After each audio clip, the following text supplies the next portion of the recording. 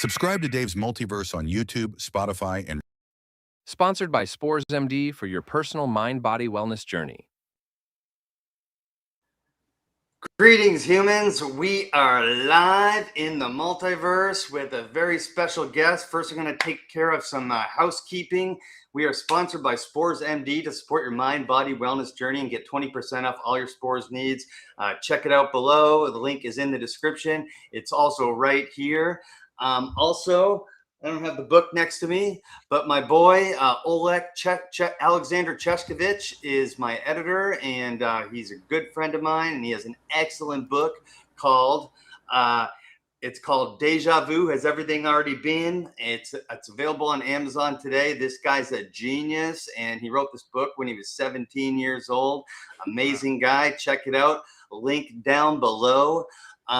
First up, my first guest, well, not my first guest, but I've had Laird on the show 3 or 4 times now. He is, get ready to have your mind blown, because joining us live is the legendary Laird Scranton, okay? Groundbreaking author, Dogon cosmology master, and the man who spent decades unlocking the hidden science in the ancient myths of the world. Right now, he's laser focused on the energetic heart of literally everything. Alfvén Waves. Please give a massive welcome to Laird Scranton. What's up, my man? Thank you.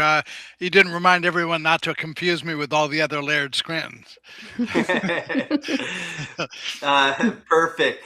Well, there can be only one, right? Yeah, no. I mean, that's one of the favors my parents did for me, was giving me a name that was unique.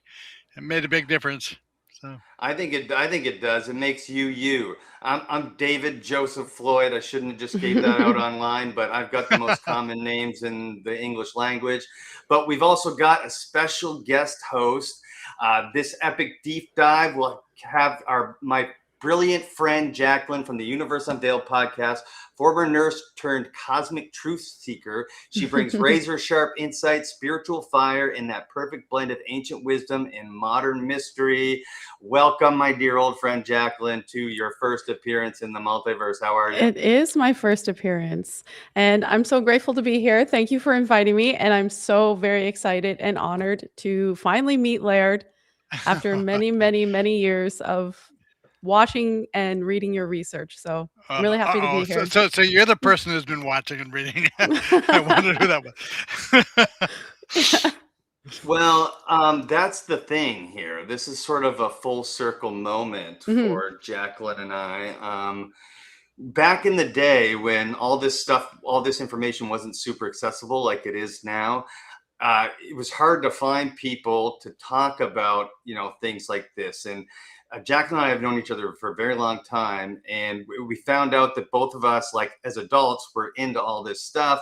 In particular, we bonded over the Pyramid Code That's the one. documentary Yeah. featuring the man Laird Scranton, Yes. and it was you know it was one of those documentaries that I probably watched 400 times. You, At Jacqueline? least, at least, at least. I was just telling somebody, I'm going to be visiting Dave on his podcast and I'm co-hosting, and I get to meet somebody that I've seen literally 1,000 times. So, yeah, Oh, wow. yeah, Thank you. yeah. That I appreciate it. Um, for me, my work is a lot like placing notes in a bottle and tossing them out into the ocean. And so at any time it seems like somebody has received it, that's a great thing. Yeah, we got your message. So much obliged. Thank We you. did, which is why, like tonight, I was like, you know what? I'm bringing Jacqueline on for a layer because this is totally perfect.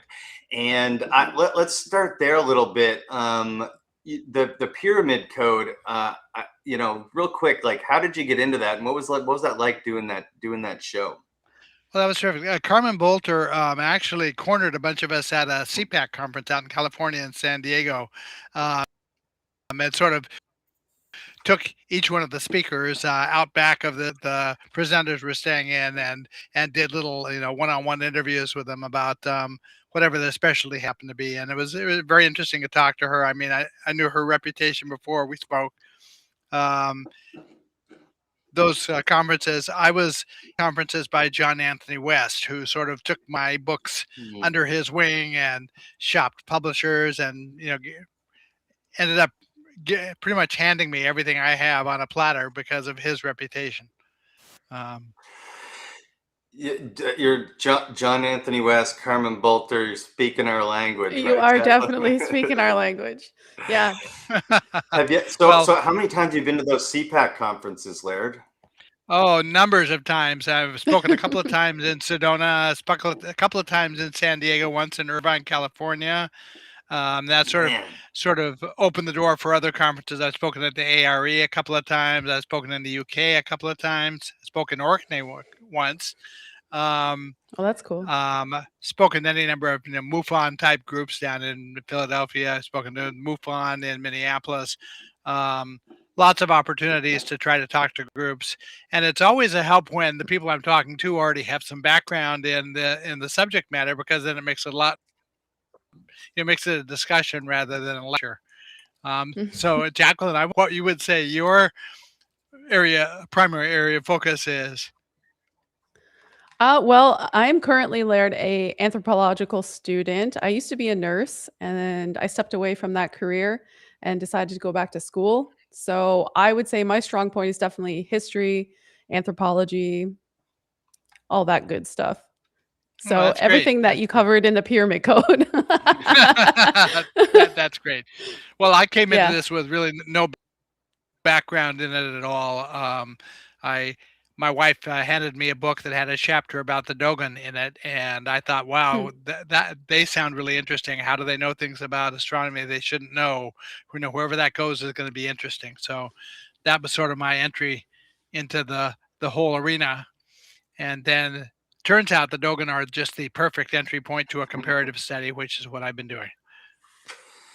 Yeah, Um, and before we get into the big topic, the energetic heart of the universe, the Mm. Alfvén Waves, I was following basically you word for word during Three Eye Atlas and after that whole time. And I recently, Avi Loeb was on the Y Files talking Three Eye Atlas again. I didn't get to watch it, but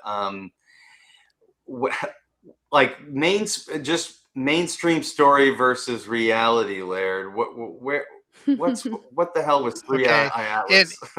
Okay, in March, the third interstellar, it was interpreted as a comet, came through our solar system. And so it was called 3I because it was the third interstellar comet, and it was detected by the Atlas telescope down in Chile. So 3I Atlas was the name. For 4 months, every time they made an announcement about it, it was to tell us about some anomalous didn't connect to any comet they'd ever seen, oftentimes to no natural object they'd ever seen, but they'd always follow that up with, but of course it's a comet. Well, my science teachers taught me that when you have more than one possible answer to a thing, somebody's got to be exploring all the different answers.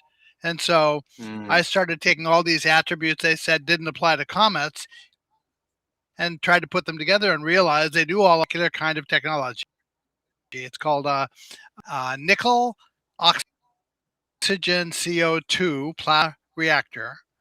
It's a kind of a reactor that potentially could be used to power an interstellar ship, which is going to travel between stars.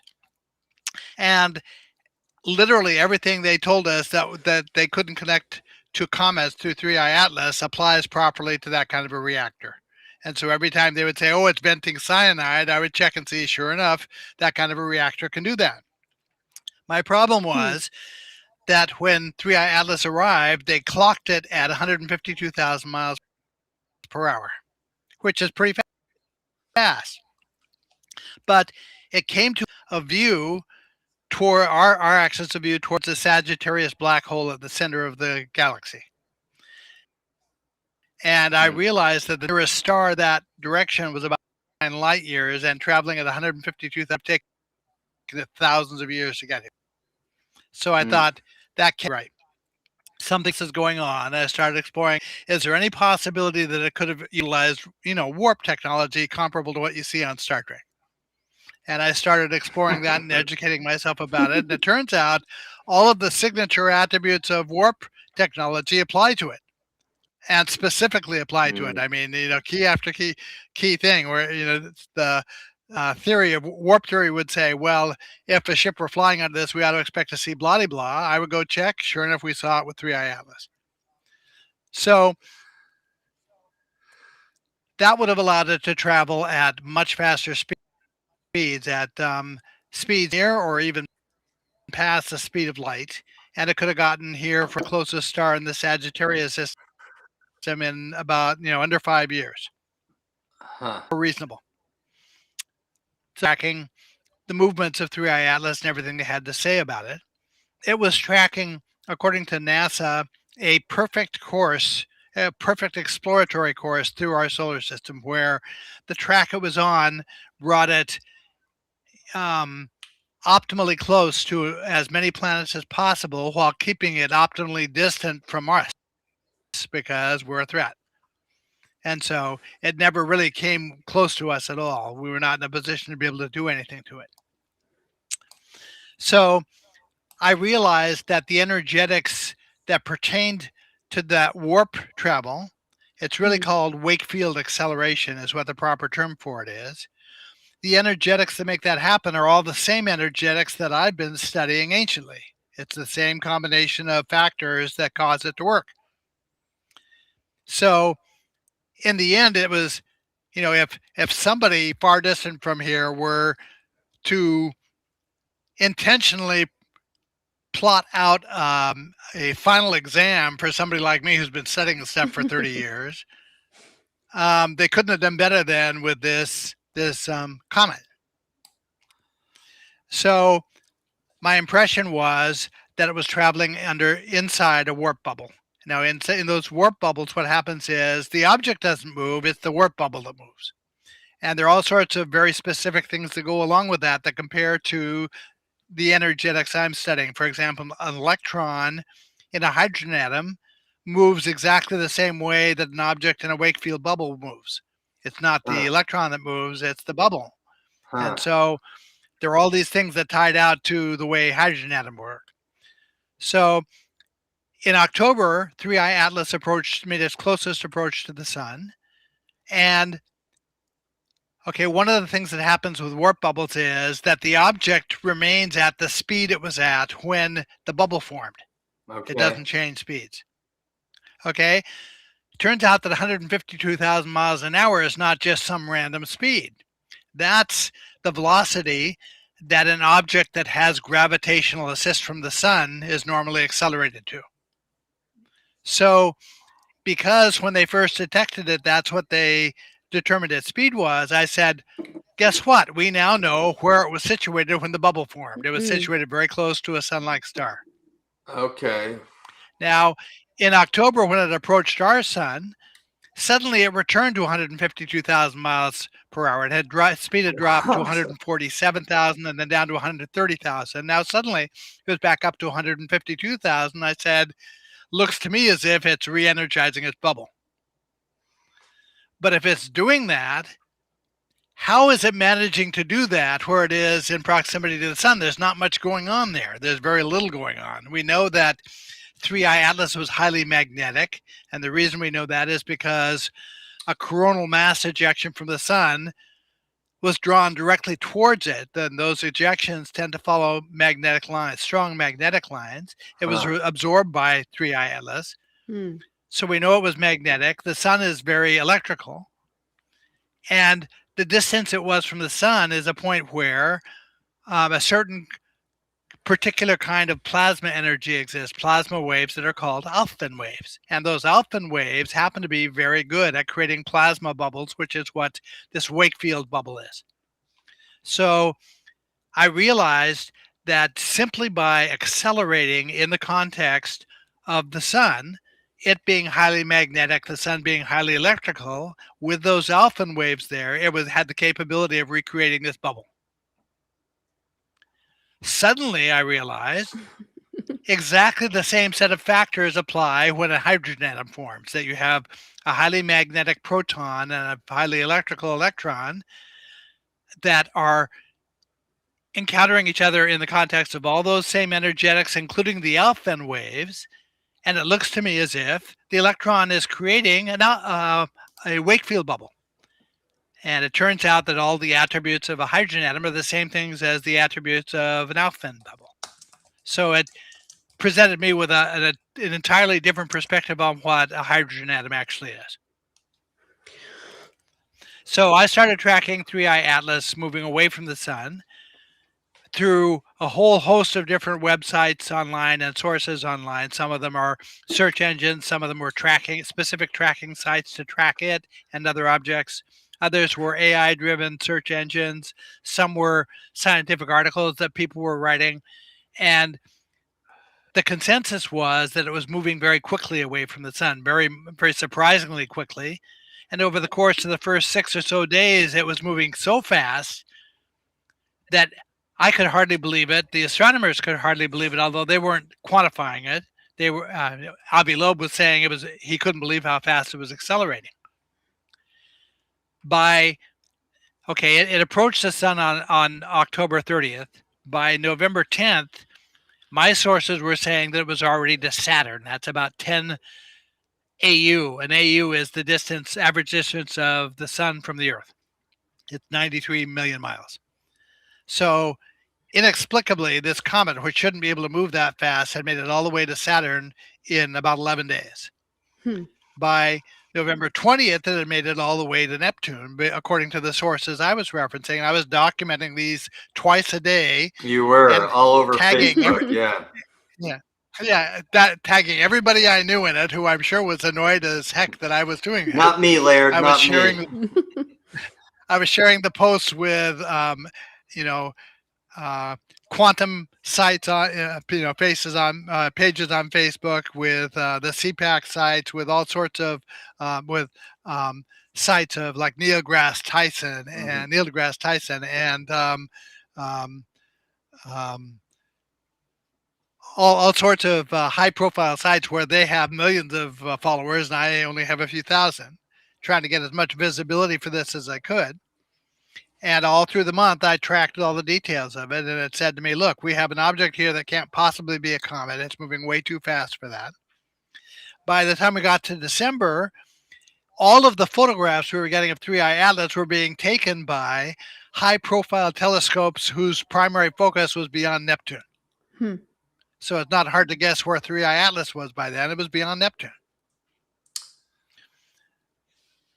So this all brought me into awareness of what these plasma waves that are called Alfvén waves. And so now I started exploring those. I realized the Alfvén waves were critical to the formation of the hydrogen atom, but they were also critical to a bunch of other structures of matter that emerge, that materialize from energy as material forms materialize through the course of time. The Alfvén waves can create a couple of signature shapes. One of them is the shape of a hydrogen atom, the geometry. It's a circle around a center. Another of the shapes is the shape of what's called a beat frequency. It's an almond shape, and it happens when two waves of energy persistently move into and out of phase with each other. And so at some points in the cycle of that oscillation, the waves interfere with each other, and the frequency of the energies goes to zero. And at other points, they reinforce each other, and the frequencies go maximum. And so you end up creating a sort of an almond shape out of that. These shapes are critical to structures all the way up and down the energetic scale. We have quarks prior to the formation of atom that relate to each other in the almond shape. We have electrons that form bonds between atoms that are also in that almond shape. We've got on the scale of the sun, we have planetary systems that have the geometry of the hydrogen atom. It's so fascinating to me, Laird, that the subatomic stuff and even the quantum stuff relates to this, like fully relates to things that on the cosmic scale. Well, this is one of the foundational principles of the Dogon system, is that we're dealing with one set of dynamics of energy that recur on all the scales. And so it really doesn't matter which scale we come to understand them on, because whatever happens on the scale of the Sirius stars also happens in the quantum domain. So now it doesn't matter that we can't actually observe them in the quantum domain, because we don't have to. We know what the dynamics are. We can guess what's the same energetics. So I was benefited by comparative study of these ancient traditions, where all of the ancient traditions apparently benefited from instruction back in ancient times about this science, and they all preserved certain pieces of it in correct form. Some of them did a better job than others, and all of the ancient languages relate to it, like the Egyptian hieroglyphs. All of those glyph shapes that you see in the Egyptian hieroglyphics pertain to these energetics. That's really the only subject that's being talked about, is creational energetics. It turns out that prior to 500 BC, all of these ancient languages self-define their own meanings. Every word is put together in a way that somebody like me can retrieve what the intended meaning of the word was at the time it was formulated, and interpret that positively. So now I don't have to guess what the ancient words mean. I don't have to be one of these interpreters of ancient languages who says, well, I think it means blah, blah, blah. I know what it means. I can demonstrate what it means. I have an entire list of hundreds of Egyptian glyphs that flatly explain what each glyph represents. You caught me. I'm still stuck on warp bubble, Laird. Because in Star Trek, because we're talking about an object that potentially traveled from one sun to another using warp technology. Right. And I had this idea in my head, Laird, that the object was organic in nature, and that organic might be the best way to travel through space through this warp bubble system. Am I crazy? Well, there is a perspective from which the root form of conscious life is a plasma orb. Robert Temple wrote a very interesting recent book A New View of Heaven that talks, the central thesis of that book is talking about these plasma orbs. Andrew Collins' outlook on 3i Atlas was that it was a plasma bubble. It was a conscious entity. The problem is the CME ejection from the sun, that a plasma orb is capable of being magnetic enough to attract it, but only if it's moving at 1,000,000 miles per hour, and 3i Atlas was moving at 1/10 of that. So it's not conceivable that 3i Atlas was a plasma orb. Whereas the kind of reactor I'm talking about is speed and is magnetic enough inherently to be able to attract the CME. So that's a pivotal function, that in September, this ejected plasma, you have all sorts of things out there outside the sun in all directions. That plasma ejection could go any possible way. What are the chances it's going to pick to make a beeline for 3i Atlas and intersect it and be absorbed by it? It's almost unthinkable. So its rate of speed, basically, you're saying, is facilitated by the Alfvén waves. I'm saying that, the bubble, the formation of the Alfvén bubble, or of the Wakefield bubble, comes about because these Alfvén waves have a particular propensity to create cavities in plasma. And they exist at a certain distance from the sun, and at the same distance that 3i Atlas also made a beeline for it. They deliberately went to that distance from the sun. It looked to me like the reason it was there was because it wanted to reinvigorate the plasma bubble. Sure, it's looking for a boost of energy. Right. And it looks like it did the same thing when it approached Jupiter. Jupiter doesn't have quite the same energetics as the sun, but very similar. Jupiter is essentially a failed star. Any gas giant like that is basically a failed star. So it's all the same dynamics. So yes, theoretically it could have been a plasma orb, but there are particular attributes that argue against that and say, no, in this case that can't be the case. This has to be technology. It's not just pure plasma. Green Tea says, awesome. How did I get so lucky to see a live chat with Laird Scranton? That's because you joined the multiverse, buddy. Thank you. Or gal, thank you so much for joining. So how does tell us what an Alfvén wave is, so that we can sort of contextualize this a little bit. Okay, we know that electromagnetism is magnetism and electricity sort of in an embrace with each other, that they move together, they're entwined with each other, that each one in motion evokes the other thing. If you move electricity, you're going to evoke magnetism. If you move magnetism, you're going to evoke electricity. So those energies persistently oscillate between two resting states, where they take turns being the dominant energy. On the end of the scale where magnetism is dormant and electricity is dominant, that's called superconductivity. At the other end of the scale, where the reverse is true, that's called superinsulation. Well, it turns out that there's a boundary between those two states, that those states are sort of the far extremes of two halves of a continuum. When you're moving from magnetism being dormant to being dominant, you're materializing energy. When you move the other direction, you're deconstructing energy, material forms. So at the midpoint between that, there is a boundary called a topological insulator that sits just this side of the superconductive state, where electricity flows unresisted.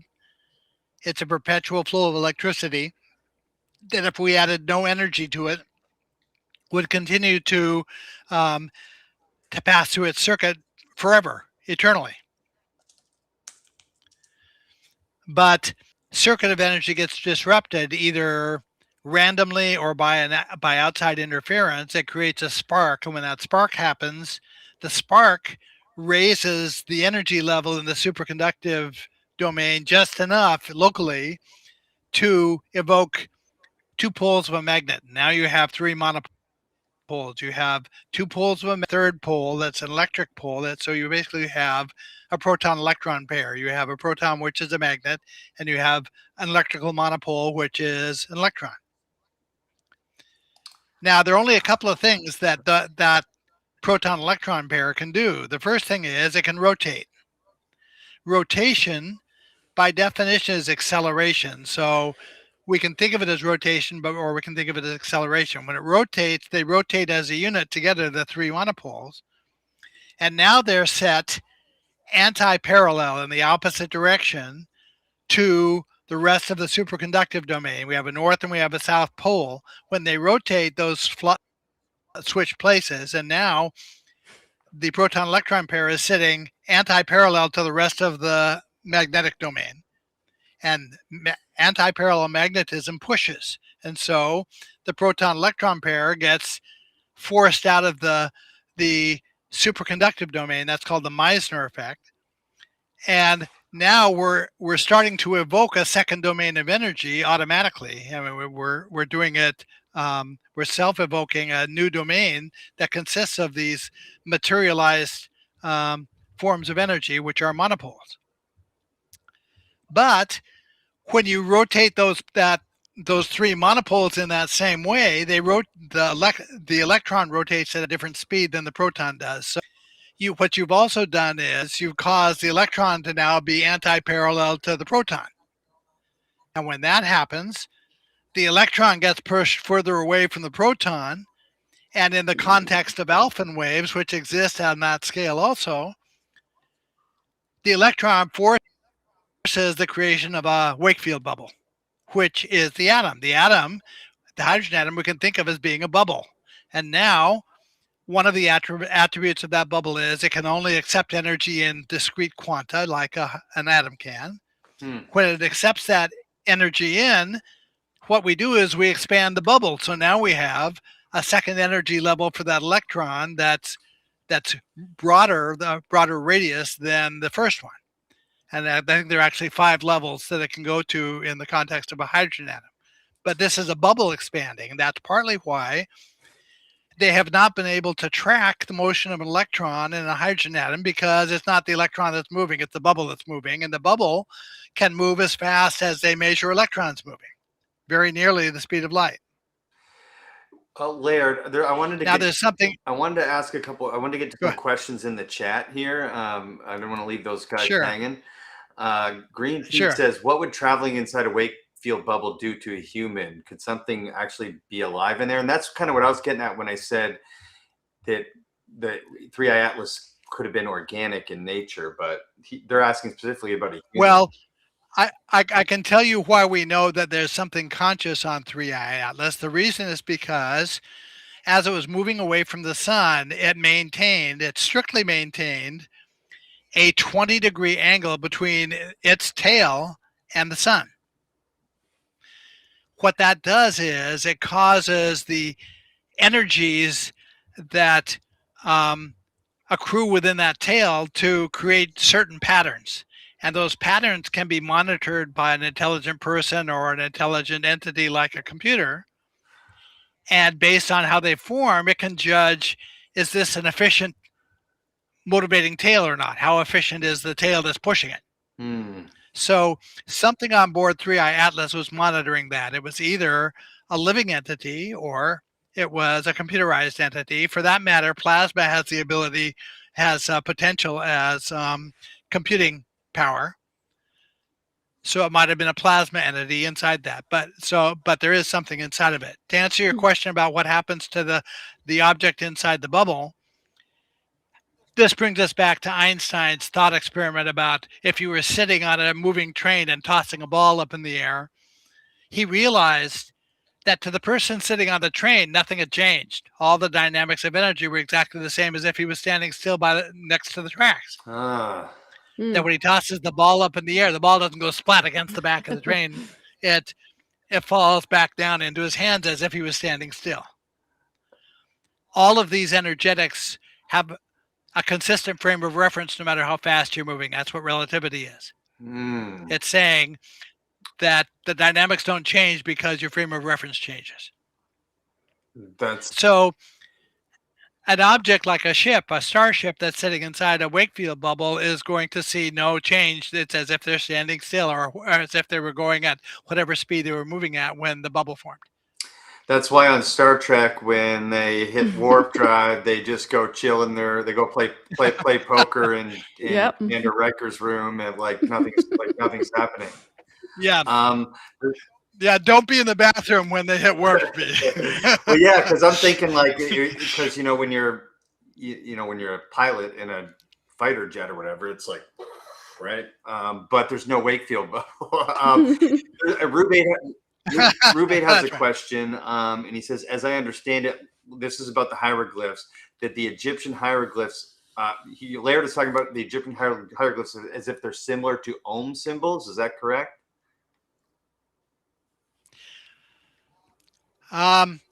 Okay, these glyphs, the way I didn't know anything about Egyptian hieroglyphs.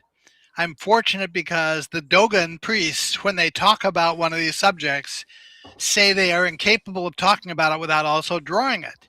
But the drawings they are making are scientific diagrams that are objectively scientific, so scientific that I can lay them next to modern scientific diagrams, and they're exactly the same thing. So there's some Dogon drawings that also are Egyptian glyphs. And so I started focusing on Egyptian words that use those shapes and realized there's stuff going on here. That the concept that the Dogon assigned to the shape is also the concept the Egyptians assigned to the shape. And when you read, I'll give you an example of how the Egyptian glyphs work that's very simple. There's an Egyptian word week. We have a 7-day week. The Dogon or the Egyptian word is written with two glyphs. One is the sun glyph, which is a circle with a dot in the middle of it that can represent the concept of a day.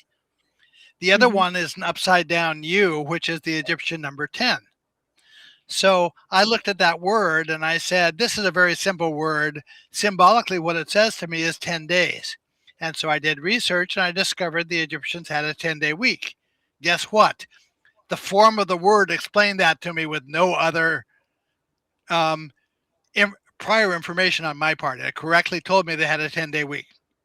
Now you go to ancient Chinese hieroglyphs, they formulated their concept way using their number 10 and the circle with the dot in the middle of it.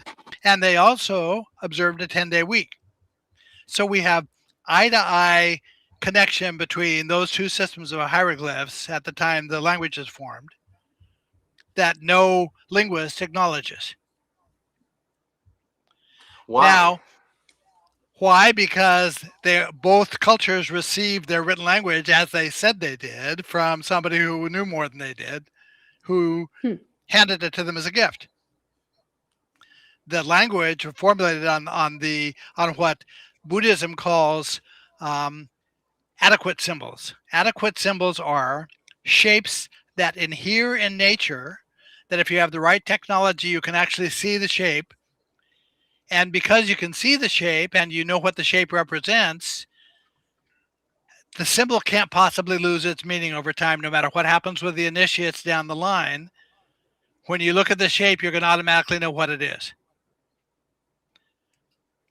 So the Dogon system begins with two carved images that are carved into the door panels, the wooden door panels of their top priest. He's called the Aru priest. In one door panel are some zigzag lines that correctly represent how electricity flows when it's unresisted. On the other door panel are a bunch of parallel lines about this line, like rows of parallel lines. It's an exact duplicate of the root form of Alfvén waves. They're called kinetic Alfvén waves. And those two states of energy go hand in hand with each other at that boundary I was talking about, which is the topological boundary of energy that just precedes superconductivity. At that boundary, those two shapes dominate. You can't mistake what they are. They are unique. So all of the Egyptian glyphs work that way. But in addition to the glyphs being that way, there is also a class of Egyptian words where there's a trailing glyph tacked onto the end of the word that doesn't get pronounced. And so the Egyptologists are saying, well, that glyph is there for emphasis. The word is about tables, so they have a picture of a table at the end of the word.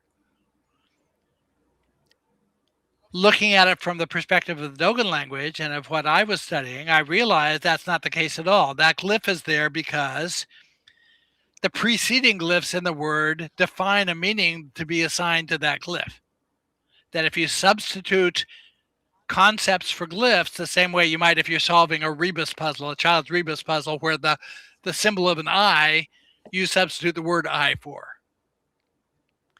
These glyphs work that same way. You substitute a concept for the glyph, you produce a little symbolic sentence like the one that I talked about for the word week that says 10 days, and now you have an explanation of what the meaning of the word is. That's correct. But you also, if there's one of these trailing glyphs at the end of it, you also have a definition to be assigned to that glyph. And now you can lay out an entire series of Egyptian hieroglyphs, hundreds of them, and what they actually represent, not based on somebody's guess, but based on the authority of the language itself. Now, the Dogon language works the same way, except that they don't have a written language. They only have a spoken language. The reason a spoken language is because they see written language as a degradation in technology, not a step forward. That to them, the most effective way to teach somebody something is apprenticeship. It's to show them one informant who knows the and one student, and they study side by side, and the student over time picks up all the master skills. System worked past, craft skills down through generations. Very effective. That's how Daniel Socrates Russo became the Karate Kid, actually. That's exactly right. That's a good example, and a familiar example to anybody who's seen that movie. Yep. And so the women, the Dogon women study with the women, and the Dogon men study with the men, and anybody has the right ultimately to learn the inner secrets of this tradition. Now, a French anthropologist came in and was studying the Dogon for 30 years. He was bringing teams in, every them and document their system.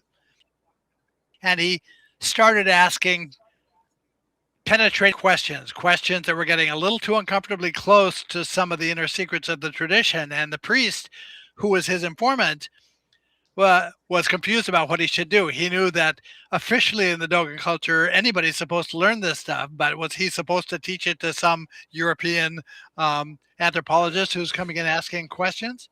And so he went to a board of Dogon priests and said, what's the story here? You make the ruling. Do I teach this guy or don't I? If I teach him, he's liable to publish it. So the ruling from the priest was absolutely you teach him. Anybody who has a sincere interest in the system has the right to learn it. As a matter of fact, if you're familiar with synchronicities and energetics, if you feel like you're connected energetic to a form of consciousness that it might be broader than your own, the way that interaction works is if you show a sincere interest in understanding it, if you sincerely acknowledge the fact that there might really be something there trying to interact with you, now you promote a discussion with it. It's like it's at a party in New York City and it discovers that some guy sitting over in the corner speaks a dialect of Ukrainian that they can understand. And so they're going to spend the rest of the evening talking to that guy because that guy's going to pay attention to what they're saying. That makes sense. And on an energetic level, that's why that interaction happens, right? Right. So the first thing you've got to do is you've got to allow that there's stuff going on we might not understand. The thing that convinced me of that Laird, I know everything, Laird. I've got it all figured out, all right? I'm good with not knowing and saying I don't know. Yes, well, So when I was first studying this stuff, I was following Robert Temple's bibliography in his book, The Serious Mystery. And I realized there was a book that I needed. It was called Near, let's see, Ancient, Near Eastern Texts Relating to the Old Testament. It was a 700-page book. But this was in the 1990s or late 1990s, before you could go online and just order an out-of-print book. And so I wasn't able to find the book. I exhausted all the possible sources. I finally had to admit to my wife that I wasn't gonna be able to find this book I needed. So a couple of days later, a box turned up on our back doorstep, and the box was from one of her aging cousins who lived in a high-rise building down in New York City. He had limited space, and every so often he would hit critical mass and dump a bunch of random crap into a box, oven mitts and flags of the countries, just random stuff, and then seal it up and mail it off to one of his relatives to get rid of it. In that box was my book. I knew you were going to say that. Yeah. Now, to make matters even more interesting, later on I was trying to sort out the proper symbolism for an Egyptian goddess who oversees birth and death. And none of the sources I have quite a lot of good sources. None of them could provide me with any sensible information about what her symbolism was, except that 700-page book. And in that 700-page book, what it said was one of the rules of Meshkinet was to guarantee that authors get what they need. I thought, there's stuff going on here that I can't explain. It's objectively real. Lots of people have seen the book. My wife in our house, we know this is genuine. This is not something I dreamt. Objectively, there's stuff going on that I can't explain, and I had to allow that as a real thing going forward. And from that point on, 3/4 of what I've learned comes out of being willing to admit that there's stuff going on I can't explain. It's like alignment of energies. Yeah. Yeah, it is alignment. It's alignment of consciousnesses. Yeah. Are you familiar with a Hindu metaphysicist by the name of René Guénon? He was French. No. Okay. He is the go-to guy in a lot of circles for all of this symbolism that I'm talking about, which he understands from the perspective of Hinduism. I read about Buddhist symbolism, and the guy named Adrian Snodgrass, who wrote a book called The Symbolism, constantly references René Guénon. When he cites a meaning, he always footnotes which book of René Guénon's that came out of and what René Guénon had to say about it. So René Guénon says that in this continuum of energy that divides itself up into domains,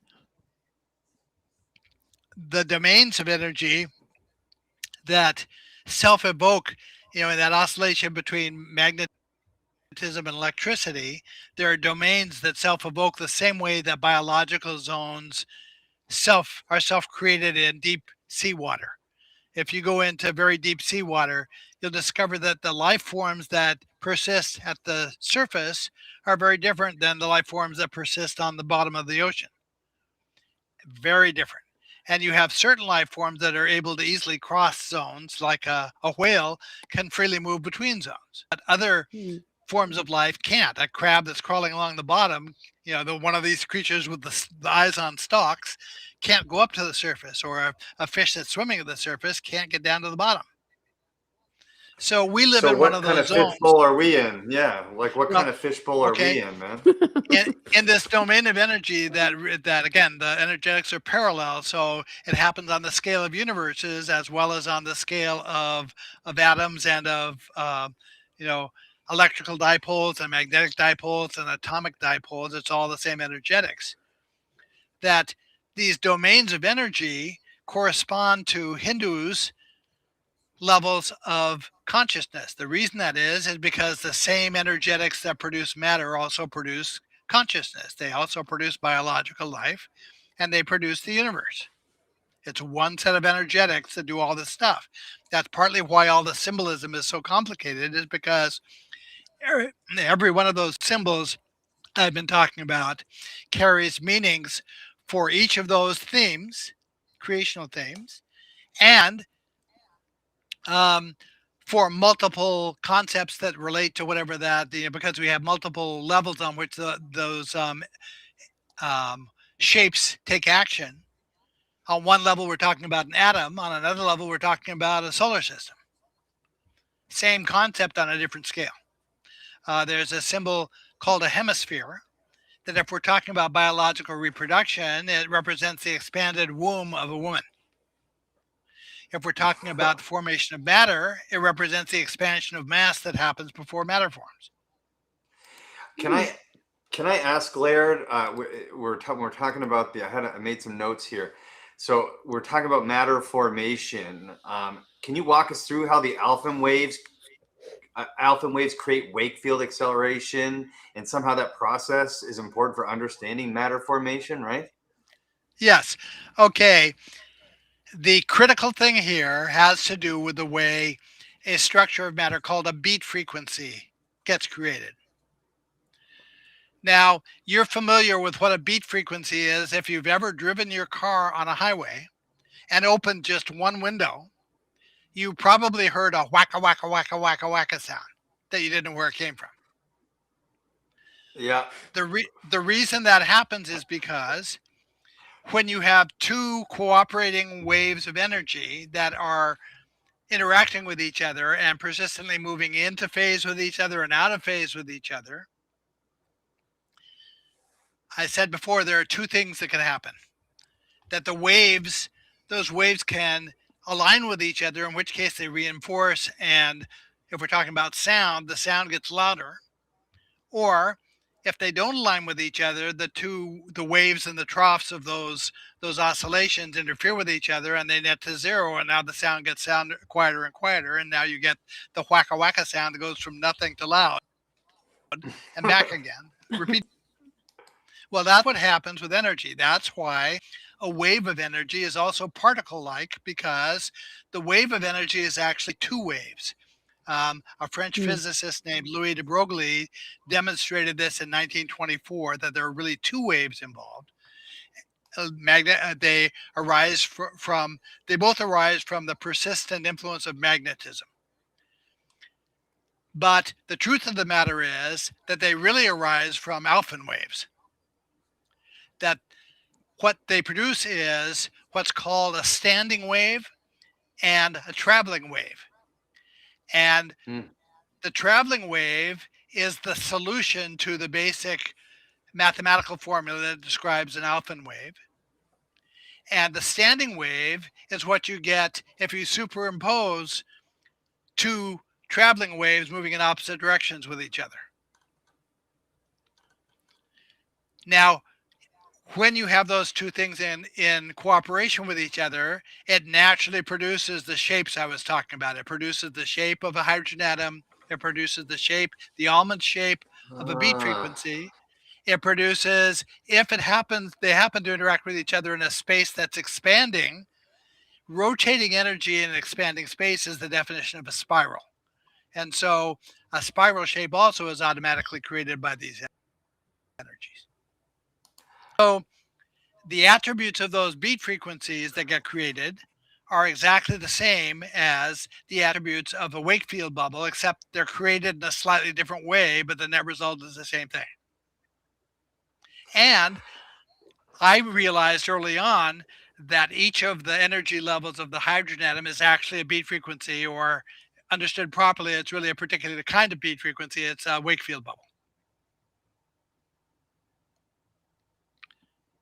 So you're blowing my mind, dude. And when we're talking about the multiverse here, well, that's the name of the show. But Rubate's asking a question. He says, would it not be better to say the energy interactions you're describing occur on a slightly different plane just under our noses, so to speak? And that's what I think about when I think about the multiverse and other dimensions. Are we talking about other dimensions? Are we talking about this dimension? I know the scale goes on forever, probably in either direction, to big and small in this dimension, but are we talking about other dimensions here when we're talking about things we can't see? Let's go back to deep sea water. If we're talking about deep sea water, we have these biological zones that form down in the seawater. In that context, the sky is a dimension and the water is a dimension, but those zones are something sub increments of dimensions. They're not really dimensions. What they are, scientifically, what they are is the equivalent of what's called the Zeeman effect in a hydrogen atom. This bubble, the Wakefield bubble that creates a hydrogen atom, I said, has 5 energy levels it can move to. But under certain circumstances, it has other incremental levels that it can move to that produce little that the electron has to pass through as it's orbiting the atom. Zeeman effect levels. They come about because the proton has a tendency to wobble. It has a principle called precession, and it can move through 14 different axis tilts. It's not always aligned, north and south. The axis can tilt a little bit, then tilt a little more, and then tilt a little more. The Earth does this too. As it moves through those 14 tilts, because it is entangled with the electron that's orbiting it, every time it tilts, the electron also tilts, and now it creates a sub-increment of this Wakefield bubble that creates a little space that the electron has to travel in. So we're talking about 2 things. One are dimensions, the other are what I call energetic domains. And the continuum of energy that's created by, we have one is energetic and one is material. It self-differentiates because the proton-electron pair pushes itself out of the. Now we have two universes, and the dynamic between those 2 universes is that same continuum. But the domains of that continuum produce what are essentially energetic consciousnesses. You remember hearing about the energetic orbs that we were constantly seeing over New Jersey at December 2025 that have since appeared over Scandinavia. Those energetic orbs are called Aku orbs. And the ancient cultures defined those as energetic consciousnesses. Their main purpose is they serve as messengers between the primordial level of consciousness, which is the first level of consciousness, the broadest level of consciousness that emerges as these energies appear, and all of consciousness down to us. They have a number of functions that they serve. One of the functions they serve is they help balance atmospherics. So the fact that we're seeing them in the skies above us is actually an encouraging thing because our planet is sorely in need of rebalancing of its energetics. And this says to me that there are natural processes in place right now that might just rebalance them for us. But it could be a consciousness that's rebalancing it for us. That's what freaks me out a little bit, because it makes me think like there's some cosmic thing, like it could be an asshole, a cosmic asshole, or a cosmic good being or whatever, but they're like poking at our fishbowl right now. You know what I mean? Okay, first of all of these traditions that I study are expressly non-theistic, even though they define gods as a form of symbol. Okay. Right. A symbol is a good thing to represent a particular concept. For example, if you want to represent the concept of vibration, then if you pick a rabbit which twitches all the time, it makes a really good symbol for the concept of vibration to intuitively convey that concept to somebody. But when it comes to processes that happen with energy, those discrete symbols don't work very well. So what they did instead was they anthropomorphized concepts.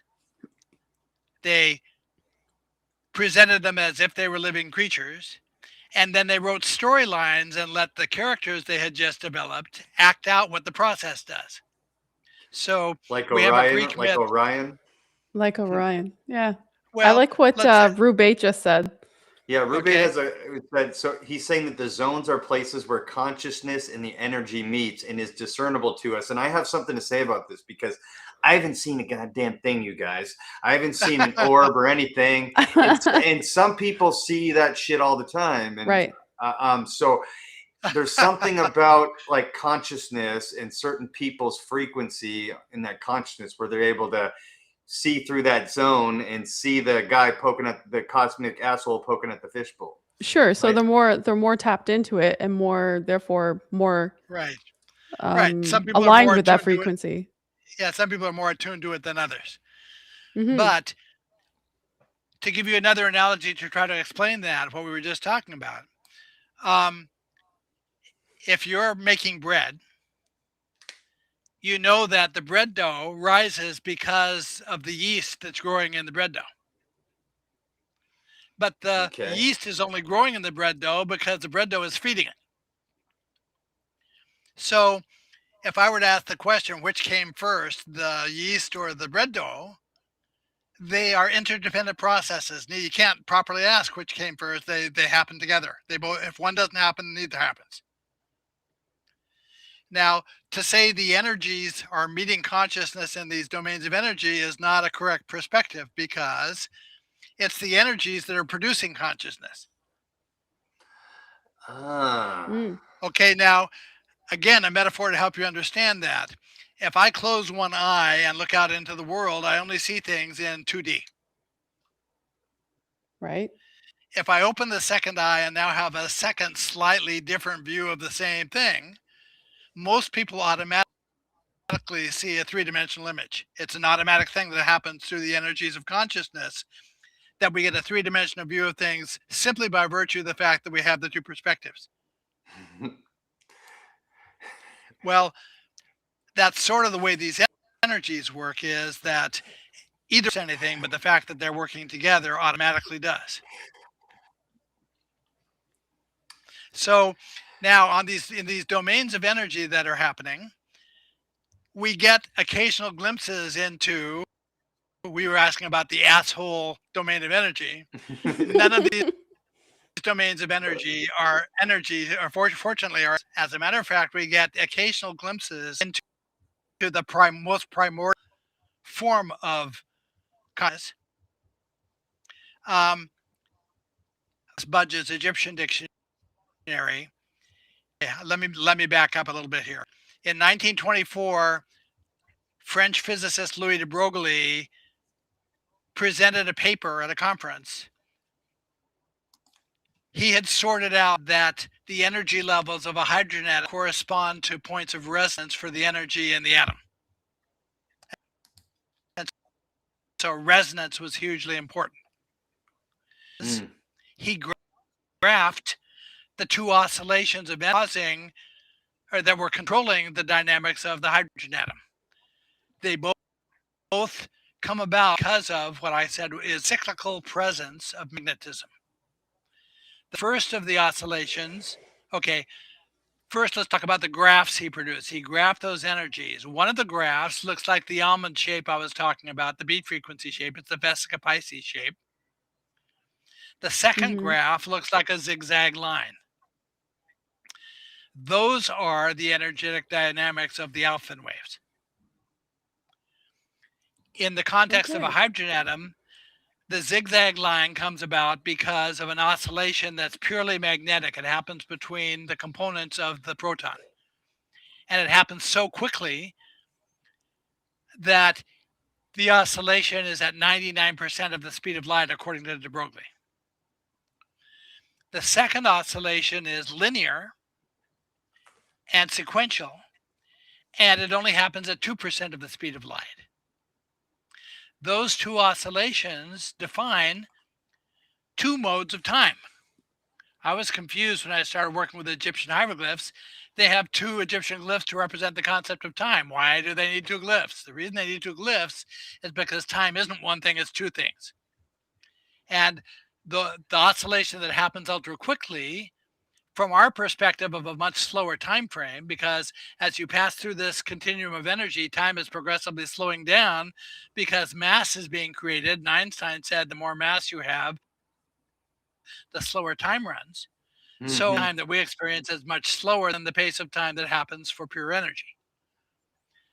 So that ultra quick oscillation of energy produces a mode of time that is an overview mode from our point of view. From our point of view, all events happen at once in terms of that oscillation. And every event that happens affects both oscillations. The second oscillation is linear and sequential, and that's what we perceive as time. Together, those produce a universe that is called quantum coherent. What that means is it works like a jazz combo. In a jazz combo, every player has ultimate latitude to play whatever they feel like, as long as it's in harmony with the broader piece that the entire group is playing. That's the way time works. That we have free will. We're free to take whatever action we want, but it's got to be in keeping with timeline is. You just blew my mind, dude, with that jazz thing. Well, because I'm just thinking about like, what does this mean for like what I do as a person, like walking around in this like universe, perceiving this level of time? Like when I think about that, I just think about like how, you know, the good energy I put out there or the bad energy I put out there, you know, affects the overall thing, right? But maybe I'm just making myself special too. I don't know. I like to think of myself as kind of special. So, but what does this? What does that even mean for like a human? Okay. Okay. Am I special, Laird? Tell me I'm special, Laird. Just tell him, Laird. One of the physicists was addressing the question of free will. Somebody insisted to him there's no such thing as free will. And his response to that was, so do you look both ways before you cross the street? If you do, you believe in free will because you're saying everything is not predetermined. That it makes a difference that you look both ways. It can stop you from getting hit by a bus. There's free will. That's why my sort of theory of like how I move through the multiverse is it's literally goes down. I boil it down to one phrase: don't be a dick. And sometimes I don't always do that. I'm not perfect, but I try my best to follow that because that's the best that anybody can do, and that makes a difference. It does. Bill Schwantz said electrical engineering plus music theory equals magic. And I think what he's talking about, the magic that he's talking about is what Laird is saying is the things that are happening that we can't see, you know? We might be able to perceive them, but we can't actually like see them, you know? Okay, from the perspective of metaphysics, maybe magic is a purely material side thing. It's not primordial. That magic is something that happens on the material side of the scale. And so Rene Guénon doesn't really credit it for much because this is not essential. This is nice to have, not have to have. But, okay, when we talk about this domain of energy with the 14 domains of energy within the continuum, that is treated like two scales of music. And the points of resonance along that continuum are the equivalent of musical notes. So absolutely, it's musical. And the points of resonance are places where very specific and important things happen. And so understanding what happens at that point, at the point of resonance is the place where vectors of light are able to be emitted. So it's at a point of resonance from the beat frequency that light is emitted up into the macrocosm, and we're able to see what's going on in the quantum domain. All very important stuff. The dynamics of energy that control what's happening with that continuum are officially referred to in science as acoustic dynamics. There's one that's called acoustic radiation force. This is when the energies are not moving, they automatically radiate and they produce a shape that looks like a hydrogen atom. a geometry that looks like a hydrogen atom. There's also the acoustic interaction force, which discusses what happens when you have two waves of energy in a complicated way interacting with each other. Now, those are termed acoustic forces, but the reality is they apply equally to any place along the spectrum of energy from the highest frequency energies to the lowest frequency energies. Those same dynamics apply. So yes, it's acoustic if you want to think of it that way, and you can understand it in terms of acoustics. As a matter of fact, that almond shape in Egyptian hieroglyphs is the Egyptian mouth glyph. And so the idea that matter is spoken is literally true because materializing energy is being emitted from that mouth glyph. But it's a kind of a symbolic representation. It's not an absolutely literal one. I feel like I could write a whole episode of Star Trek: The Next Generation about you, Laird. Where hey, but you gotta get me. They go back in time. You gotta get me a guest spot on Starfleet Academy. Come on. There you go. I think you should be a character on Starfleet Academy. I got a whole episode in my head. I'm not gonna rattle it off right now, but I'm actually a high school friend of mine was Matt Groening, who developed The Simpsons. Shit. Come on. A lot of the on. characters who are on The Simpsons are people I know.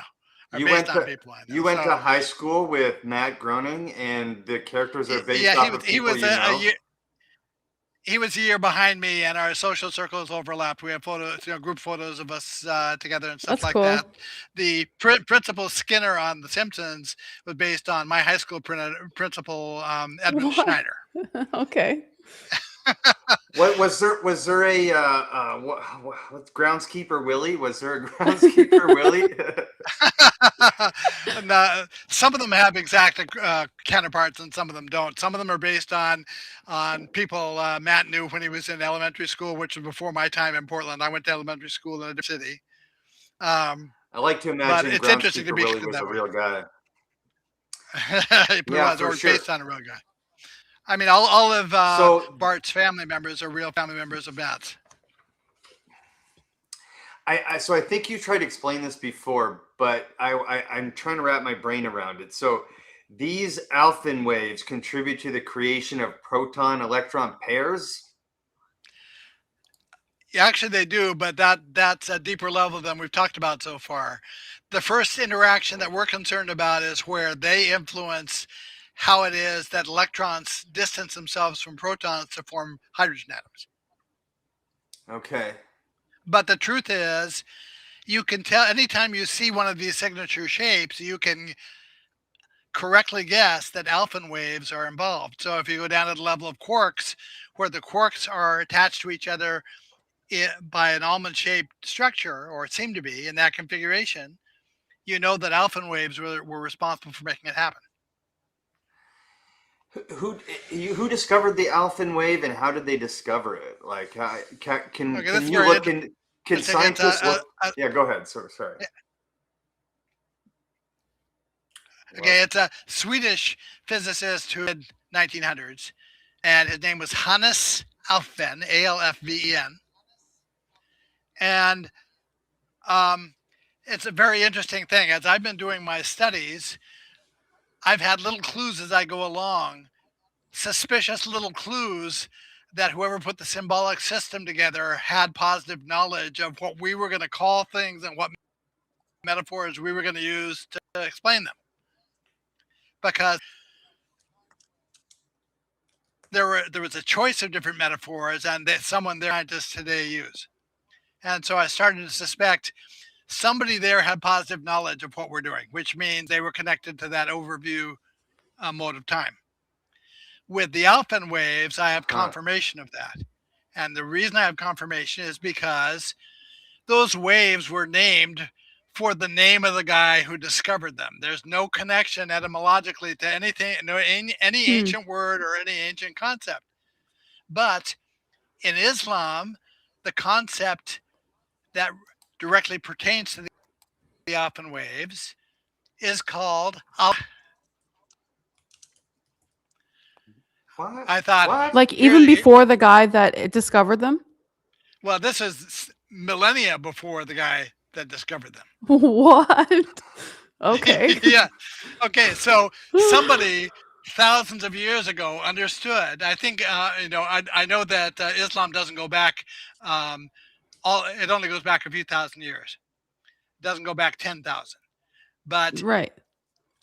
that concept of Alfvén touches on, if you dig into it the right way, touches on all of the critical aspects of Alfvén waves, and but the words should not connect. There should not be a connection between the words, and yet there is. That's wild. That's wild. I did look them up, and the fellow that discovered them, he actually won the Nobel Prize for them, I believe, or for his work in the field in physics in like 1970 right. or something. Yeah.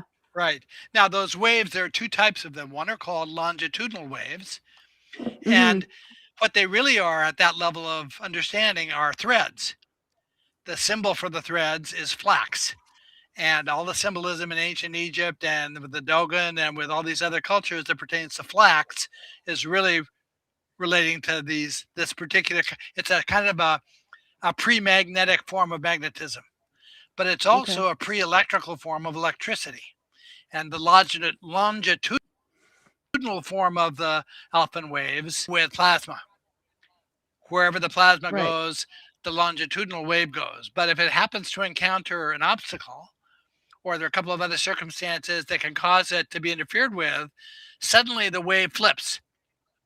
And now you get what are called transverse waves that are perpendicular to the longitudinal wave, the same way that electricity is perpendicular to magnetism. And you create an axis. You more than create an axis, you create a grid. And the grid that you create is instrumental in the distribution of energy in the universe. It creates what's called a percolation cluster. A percolation cluster is perhaps the most efficient way to distribute energy to a grid of components. The same concept is at work in a biological cell. Energy within a biological cell works according to percolation clusters. But that same concept is the definition of how the Dogon lay out their agricultural plots. As a matter of fact, the most efficient form of this grid is an 8x8 grid, and that's what the Dogon create for their agricultural plots, with a well right in the center. It's called a well field system. Come and the well on. water gets distributed efficiently to the plots of land that different families farm. In ancient China, they also had a similar well field system, except they don't have proof there that it was actually implemented. They can only prove that it was a theoretical plan, but I know because the Dogon used it that chances are pretty good the Chinese did too. Go ahead, Jacqueline. No, I need a stick to lean on because I'm limping here. Like, So I get stuck on like, how the hell did they understand this stuff at such a deep level? And so it was just how they're. I think about the Dogon as like their brains were thinking more in symbolism instead of practicality or something. I don't know. I'm just making shit up. But like, how did they understand this stuff at that level? What the Dogon and the Buddhists and others say is that in ancient times, a group of teachers who thoroughly understood the science intentionally implemented a global education plan for societies at that time. And so all the different cultures, they would draw 8 initiates from the tribal group, bring them to a remote site, educate them in a civilizing plan that was rooted in science. The civilizing plan was mostly focused on agriculture, but all sorts of other things apply to it, astronomy and all sorts of things apply to it. Sure. And you hear echoes of these stories in every culture. Right. It's because the same thing happened for everybody. They were all taught the same thing, and only some of them kept track of it better than others. Now, if you and then it sort of dispersed over time, right? Like as it became diffused over time, right? And that's why we're sitting here now, and no one knows anything about this except for maybe you and like a few hundred people. The longest game of telephone. Yes, right, exactly. Yes, it's amazing to me. amazing to me that anyone was able to conceive of a system here that had the serious potential to survive as long as this has survived intact enough that somebody like me, whose background is not initially science, was able to sort out what they meant from the symbols they left. Now, the place of instruction is quite likely to have been an island north of Scotland called Orkney Island. Yeah. And it happened the primary place of instruction around 3200, actually from 4000 to about around 2600 BC. Instruction was being carried out there on a human scale. One of the things Orkney has going for it is a very specific geography. The geography is such that if you're standing, okay, there's a famous site in the UK called the Standing Stones of Stennis that's in Orkney. Mm-hmm. And it sits on an isthmus of land between two bodies of water on Orkney. It sits in view of two mountains that are shaped like elephants. It's two mountain humps with a gap in between them.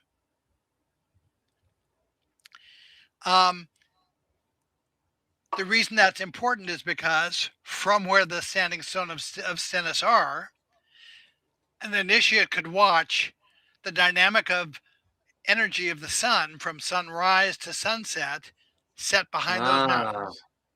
And as the seasons of the years progressed, he could watch it set progressively farther south and farther south, until at the equinoxes set squarely between the two mountains. And then by the solstice, it reversed itself and it came back. What that creates is a traveling wave from sunrise to sunset and a standing wave, which is the motion of the sun season. So they were teaching these same energetics to people on a human scale at 3200 BC. When dynastic Egypt came about a couple of hundred years later, they founded a site at Abydos. Abydos has exactly the same geographic arrangement, and the word Abdu, according to Sete, originally meant the desired mountain. It sits in view of two mountains with a gap that work exactly the same way. They were teaching the same concepts. And you see that in like ancient megalithic construction as well. Like we try to recreate that. Humans have tried to recreate that. Right. Right. The Temple of Man at Luxor recreates that. There are a number of other structures.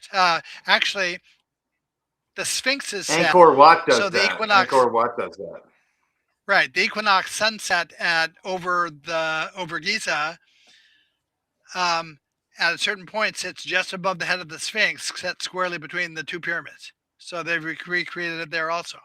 In Hinduism, it became a ritual practice, and site was established in view of mountains like that. If you go to the earliest settlements on Crete, all of the earliest sites were set just like that. If you go prior to Orkney, they tried to accomplish the same thing, but they only used one mountain, not two.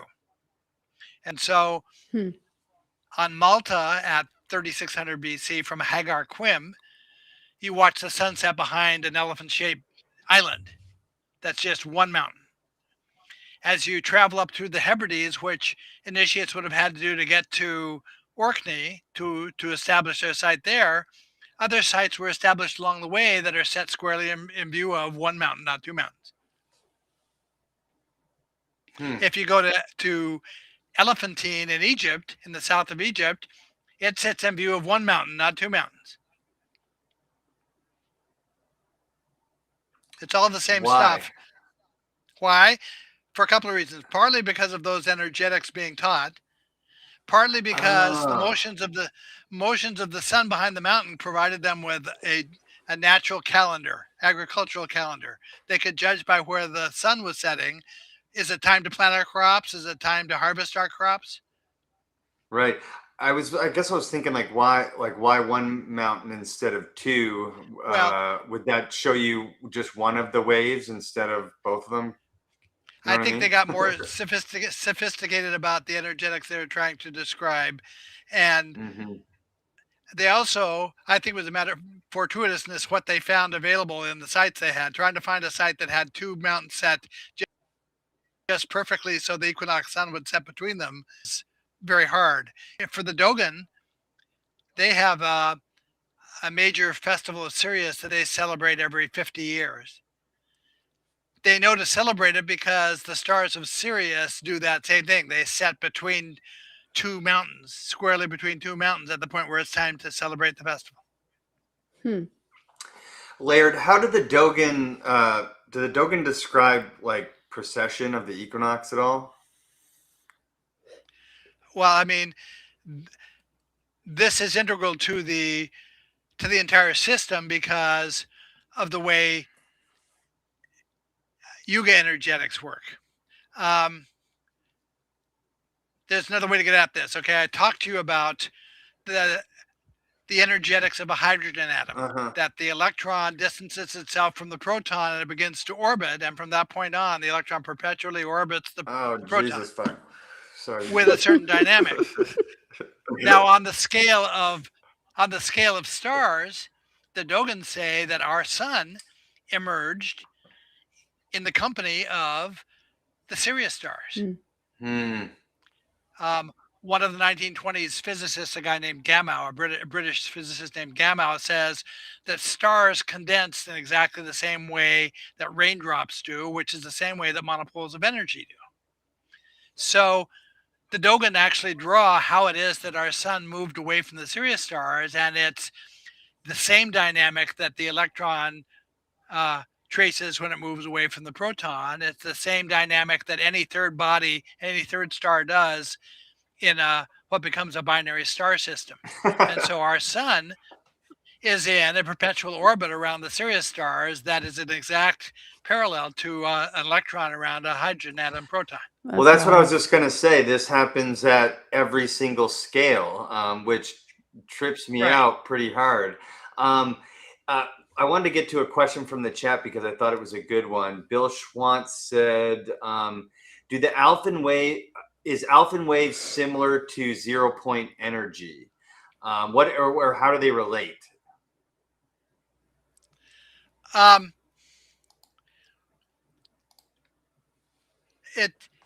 It's a different set of concepts and different set of terminologies. Yes, it's comparable because the Alfvén waves represent the point at which magnetism goes effectively to zero.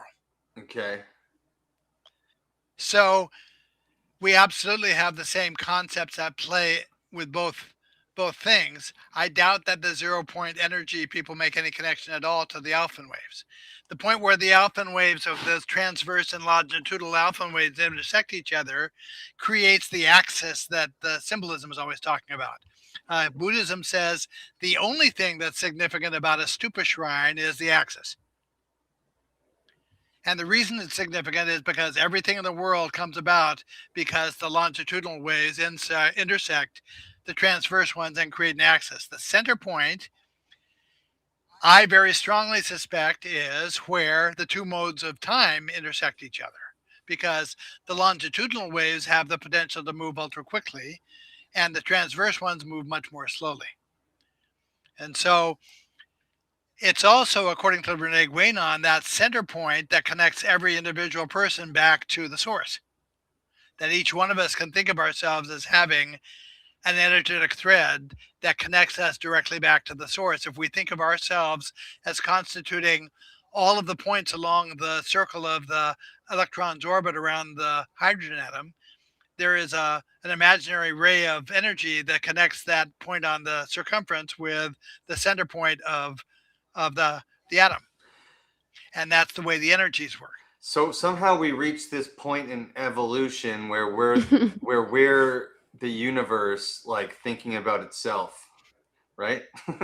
Is that what you're saying? Yeah, that's right. I mean, the perspective that a primordial energy saw benefit to basically sending individualized emissaries out into the world to collect knowledge makes some sense to me. That the way dreams and sleep work seem to feed that. The way these energetic orbs, the Aku orbs, work seems seems to support that outlook. That also Hinduism and Buddhism say, with the two universes working the way that they work, there absolutely is a dynamic of energy that mimics sleep. It's not really our sleep cycle, though. It's the sleep cycle of a dolphin, which is different from ours. And a dolphin, the reason a dolphin doesn't drown when it sleeps is because one hemisphere of its brain stays awake while the other half sleeps. And that's the way these universes work. What the? Um, Well, because the stages of the Yuga cycle mimic the stages of sleep. well, because our sleep cycle literally paralyzes us while we Right. sleep. Yeah. Dude, That I wonder if dolphins dream. Dave, that's a very important point that I don't want to miss Okay. following up on. Samkhya, which is sort of the initial philosophy that was written down about this system of energy. Samkhya provides us with kind of a more generalized overview of it. It talks about two energies, creational energies, one called Purusha, one called Prakriti, defining two universes, one that's energetic, one that's materialistic. During that cycle of energy that controls that, which is the Yuga cycle, the material side becomes progressively more material and the energetic side becomes progressively more energetic. At the extreme of the cycle, the energetic side has perfect knowledge, but an inability to take any action. It's like it's in REM sleep.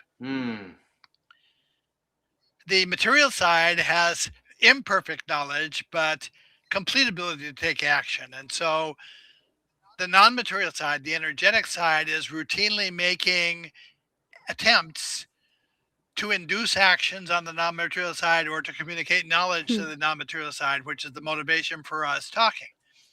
The comparison is to a medical condition called locked-in syndrome, where under certain circumstances, a patient loses the ability to move in any way and they look brain dead, but in fact, they're still perfectly conscious in there. It's like being buried alive, especially if nobody knows you're in there. It's like being buried alive. It's horrific.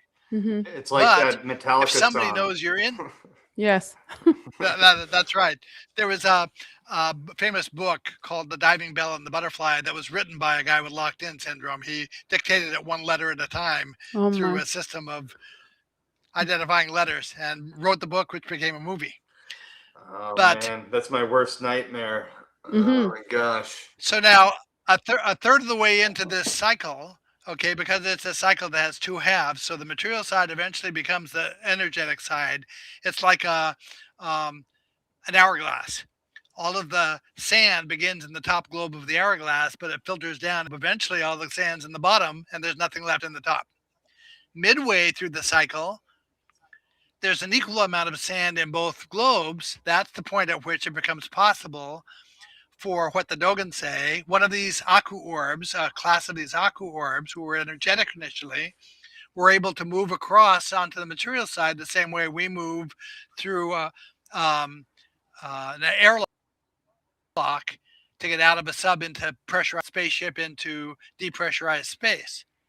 If you can equalize the pressure, you can move safely. This is what happens with these energetics, is at the midpoint of the cycle, consciousness from the energetic side can move to the material side. That's what happened. Wow. So a third of the way into the cycle, the energetic side realizes where the trend is going and what's going to happen. It's going to be effectively locked in, which will be a horrific state for it unless it has a compatriot. But the problem is that at the point it's locked in, the material side is furthest removed from any sense whatsoever that the non-material side even exists. So at the point where it most needs a compatriot, it doesn't have one because we're all too distant from all of the concepts to be able to be the compatriot. So it intentionally takes actions on the material side to foster a system of society for us that has the hope of being able to retain the memory of the existence of the non-material side at the point we're at. That's what the system is all about. Oh my gosh. Bill Schwant picked up what you were saying, like as Not you were surprised. saying, the spirits really are coming back. This is the first description of why they were gone in the first place that I've ever heard. Well, so When the non-material side finds somebody like me who happens to be paying attention to what's going on, as I said, it's like a foreigner at a party who then decides they're going to spend the rest of their time just talking to him. Renee Guénon says there are certain instances, that in order to be initiated in this tradition, you have to have an informant. And so the French anthropologist had a blind Dogon priest who was his informant, his primary informant.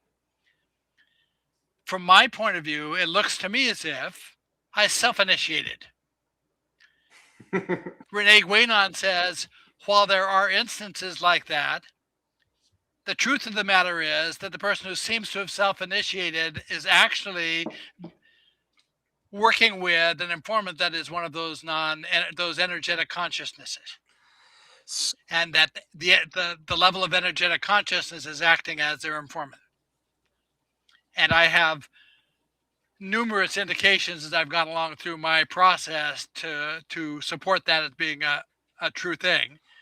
My wife, when she worked... Yeah, sorry. I was going to say, can you share some of those instances? Yeah, okay, I'll give you an example, okay? There are naming conventions in this symbolic tradition. Things are named in a particular way. And so if you happen to notice in some culture you're not familiar with that a thing is named the right way, you automatically know they were part of the same tradition. Okay. Now, to give you the example, Louis de Broglie, when he graphed the two energies, one was the almond shape, the other was the zigzag line. I knew that those were two Egyptian glyphs. So I thought this is way too important a concept not to have gotten noted in the Egyptian hieroglyphic dictionary. So I started looking specifically for words written with those two glyphs and found two of them. One of them, Sir Wallace Budge considers to be what he calls the divine name. It's written with the almond-shaped glyph and then the wavy line. No, I'm sorry, the wavy line and then the almond-shaped glyph.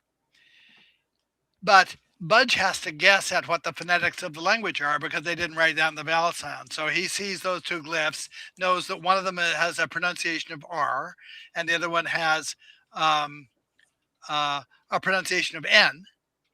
And so he decided the proper pronunciation was Ren, R-E-N. And so he lists a word pronounced Ren that he considers to be the divine name. I know, working with the shapes of the cosmology and the phonetics of the cosmology, what the proper phonetics ought to be. The energy glyph, the proper pronunciation for that is Re, R-E. The almond-shaped glyph, the proper pronunciation for that is Na. Re means energy. Na refers to the non-material feminine. So a word written with the energy glyph and the almond-shaped glyph represents the energy of the non-material feminine, and it's properly pronounced Re Na. So each of these domains of energy that I said represent consciousnesses have names like that, proper names like that are formulated that way. I have a pretty good idea what quite a number of them are. But when my daughter was 3 years old, before she was able to read or write, we realized she was a pretty good little artist. She was able to draw a credible little stick figure drawing of something, and it looked like the thing it was supposed to be. So one day she brings us this little drawing she did of me playing a guitar. And at the top of the drawing, she had scribbled some random letters, which were among the few letters she knew from the alphabet. And she says, that says Laird. I said, okay. She said, no, that says Laird. I said, okay. What she wrote was S-I-R-A-H, Si-Ra. Now, Si-Ra, S-I is the phonetic value that goes with the non-material universe, the energetic universe, and Ra is a phonetic value that goes with the materialized universe. So that was my first clue that the informant that I'm intimately connected to, was the consciousness that exists at the level of the two universes. Wow. So the consciousness was speaking to you through your daughter? Well, children are more connected than adults are, and Yeah, so more it's for important for susceptible, sure. yeah. parents not to step on that. When your child tells you something that, again, falls in the category of stuff going on I don't understand yet, you credit it. And the more you credit it, the more they do that. My daughter, that same daughter, was the one who was traveling in India in high school, and she came back and she said, all over India, I was seeing these aligned shrines that reminded me of your Dogon aligned shrine. They were called stupas. Mhm. Well, it turns out the stupa symbolism is absolutely essential to everything I study, but I had no concept of it. I wasn't aware of it at all. But because she came back and said that, now suddenly a whole world of Mm.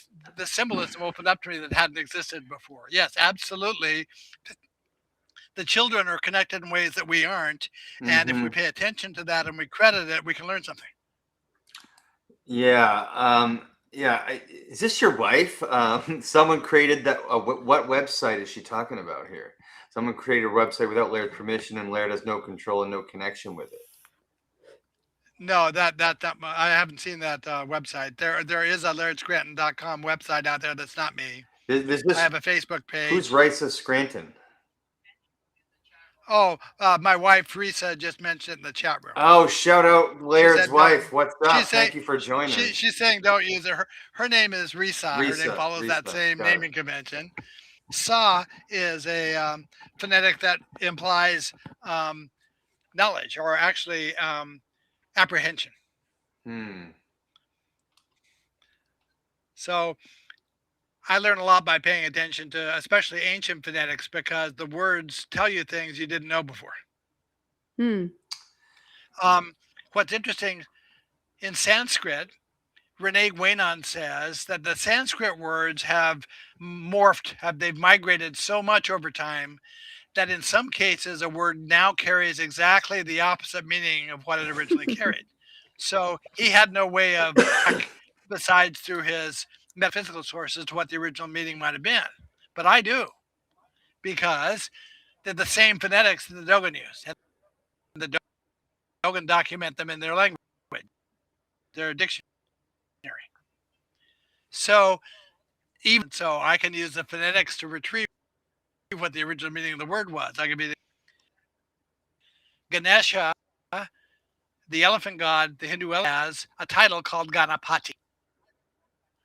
In Sanskrit, their understanding of is Lord of the Ganas. Gana is a group gathering, like a funeral. He's the Lord of the Ganas. That doesn't tell me anything cosmologically, and it wasn't very meaningful from a Sanskrit side. But I know that in Dogon culture, the word Gana means world, and the word Pa refers to the concept of turning and expanding space is the definition of a spiral. So that suggested to me that Ganesha's symbolism, actual symbolism, is to the concept of the world spiral, which is a hugely important concept in Hinduism. And when you dig Ganesha, you discover that that's absolutely what Ganesha's symbolism is about, world spiral. It really represents a coherent set of the dynamics of energy that I said we could observe on any scale. Well, just as that energy breaks through onto the material side, these spirals get created, and those spirals include all of the elements of the initial spinning energy and the creation of resistance and resonance and the emission of vectors of energy and the creation of a spiral. So Ganesha really embodies that whole set of concepts. And if you're familiar with what Ganesha's symbolism is, you can teach yourself a lot about how these energetics work on all the different scales just by knowing about him. So I wanted to pull up a thing here. Bill said it's really hard to communicate the symbolism stuff because it's unbelievably important. I'm really enjoying his info. Yeah, I noticed in order to communicate this stuff, you have to use analogies that like we would get like today. So Yes. because Absolutely of right. that longest game of telephone of all Mhm. time, right? Right. Now, one of the big problems, I wrote a book called Primal Wisdom of the Ancients, where I talk about the aspects of this tradition that demonstrate they reveal the hand of a very capable set of teachers. And one of those factors is what they did with metaphors. From their point of view, they were not absolutely certain which metaphors were going to resonate with which cultures going forward. And so a metaphor doesn't work if the person you're talking to doesn't get the comparison. If I say hot is the opposite of cold and you don't know what cold is, I'm sunk. I have not made a point. So what their solution to that was to redundantly express the concepts in terms of multiple metaphors. Some of the metaphors are in terms of the animal kingdom.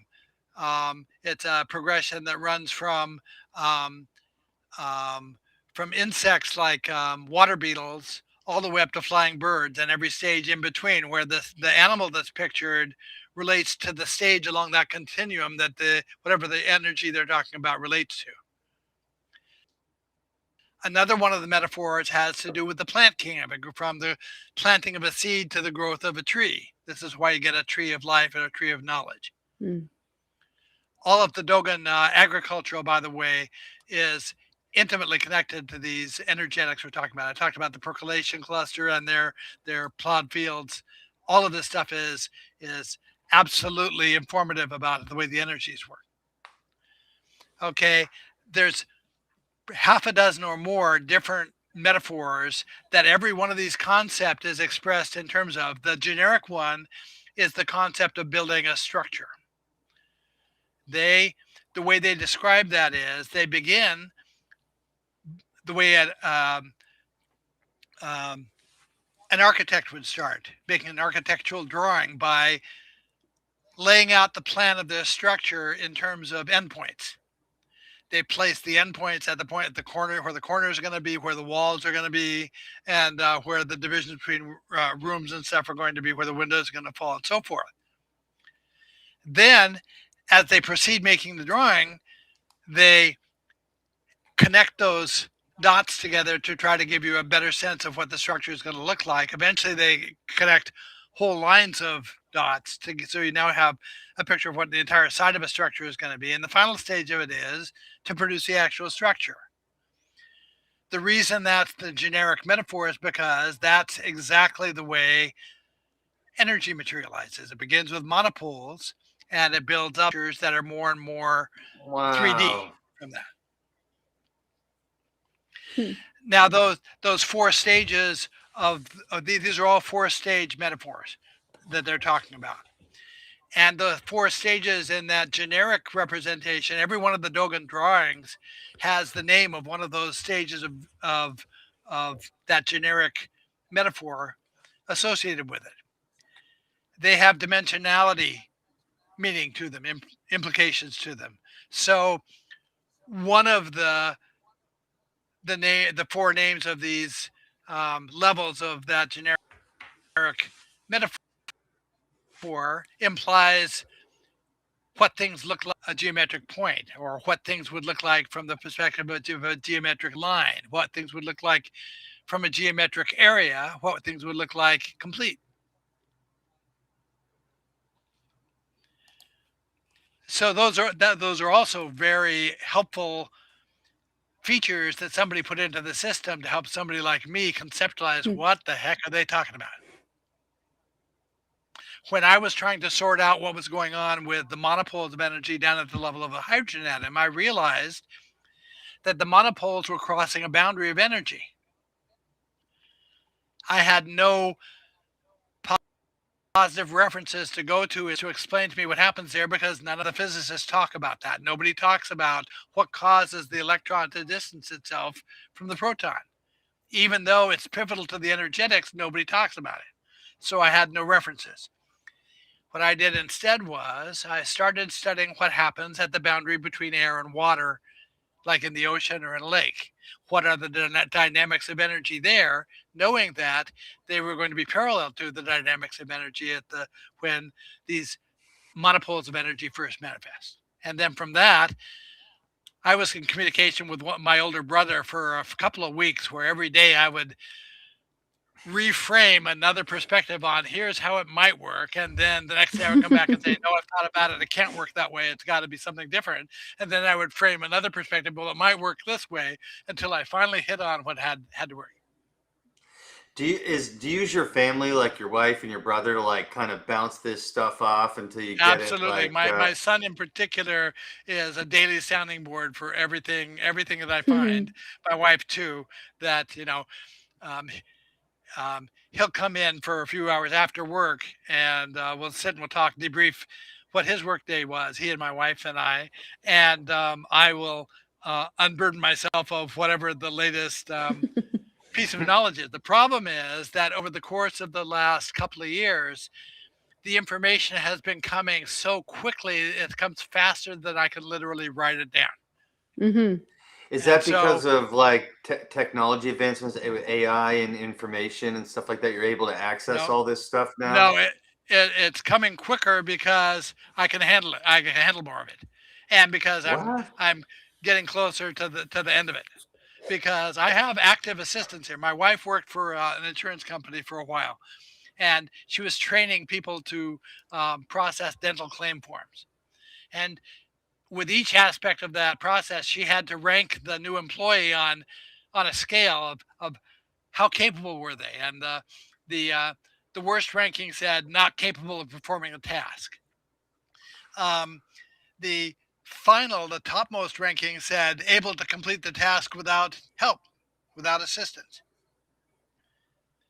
But the second point up the scale said able to complete task with complete instruction.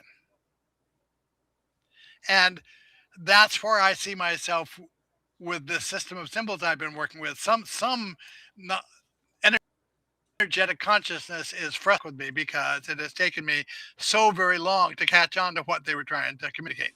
But I see myself as able to complete the task with complete instruction, and that's what I've had is complete instruction. Some of that comes to me through dreams. Some very important stuff has come to me through dreams that is accurate stuff. I've learned to pay attention to it, that if something sticks out to me in a dream, I pay attention to it. I might get up and write a word down or write a concept down. But then the next morning I follow up on it, and invariably it turns into something I needed. Man, I only dream about screwing stuff up and disappointing everyone. I'll look into what that means. Yeah, please. Man, I want to be a fly on the wall in your brain for like an hour. I bet your wife gets that. But she admits that sometimes what she hears is blah blah blah Dogon. Well, what's really hard for me to understand, and like I had like a bit of a, I'll call it a family emergency earlier today, and I was working all day, and and then this thing happened, and like I had to deal with it emotionally and energetically, and afterwards I knew this was going to happen in a couple hours, and I was like, that's it. I'm watching Ancient Aliens and laying on the couch for like an hour. And those are also friends of ours. And I did that because it's like one of my favorite shows besides the X-Files. And just because it's sort of a calming influence on me for some weird reason, it brings me comfort. But anyway, when I think about the Dogon knowing all this shit, I don't know how they knew it. I know I guess it's sort of just a construct of how they saw the world, I guess. But I always think aliens, man. I'm always thinking aliens must have taught this is a non-human intelligence, and so you need to broaden your concept of what what alien means. I get what you're saying. Because in ancient times, what I see is we had an intermix of influences, some from traditional sci-fi aliens, some from energetic consciousnesses. This whole 3-eye atlas experience looks very much like deliberate effort by the same group that produced the symbolic system It looks to me as if they're getting very frustrated with the powers that be in our society for not disclosing things. They were supposed to have done it by now, and so So I three. want to hit on I want to hit on that. Like, so it doesn't seem like as a coincidence that this Three Eye Atlas thing happened at the same time as all this like crazy shit's going on in the world, distractions versus what the powers that be are hiding.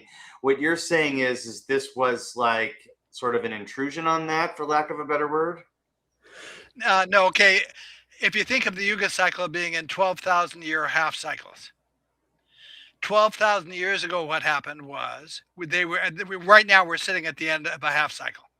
12,000 years ago, Atlantis, which had always been considered the most moral of societies, suddenly started attacking its neighbors for no reason and doing all the same kind of crap that we're seeing happening in our world right now. This is an energetic thing.